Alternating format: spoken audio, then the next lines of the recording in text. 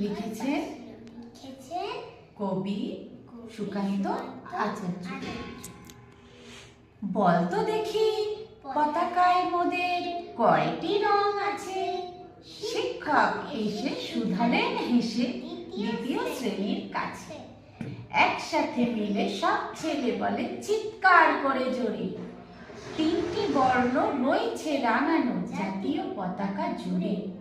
শ্রেণীর পিছনে বেঞ্চের কোণে শিশু ছিল এক বসে। পতাকার মাঝে 5 রং আছে, বলল সে মৃদু ভাষে। কথা তার শুনে বাকি শিশুগণে হেসে খায় লুটোপুটি। শিক্ষক রেগে বলেন হেঁকে, বোঝাও কি করে 5টি? মাথা নিচু করে ভয় আত্মস্বরে সরল শিশুটি বলে, ওপরে গেরুয়া মাঝখানে সাদা, সবুজ আছে তার তলে, আর আছে আঁকা গোলাকার চাকা, নীল রং আছে এতে। শিক্ষক বলে এটিকে ধরলে তবুও হচ্ছে 4টে। অবোধ শিশুটি বললে তখন রং আছে আর এক, লাল লাল ছোপ দাগ দেখা যায় ওই পতাকার গাছ মাঝে।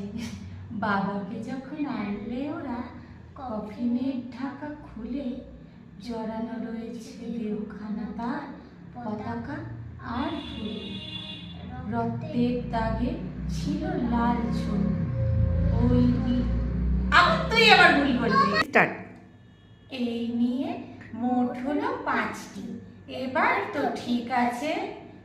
সরল শিশুটির জবাবখানি কাঁপিয়ে দিল বুক। অশ্রু এলো নয়ন জুড়ে, শুকনো হলো মুখ। আজও যারা দেশের জন্য করছে বলিদান, স্বাধীনতার শহীদ সহ তাদের অমর প্রাণ। হয়েছে স্বাধীন, পেরিয়ে গেছে 70টি বছর। দেশ বাঁচাতে যাচ্ছে যে প্রাণ, রাখছে কি কেউ খবর? নমস্কার।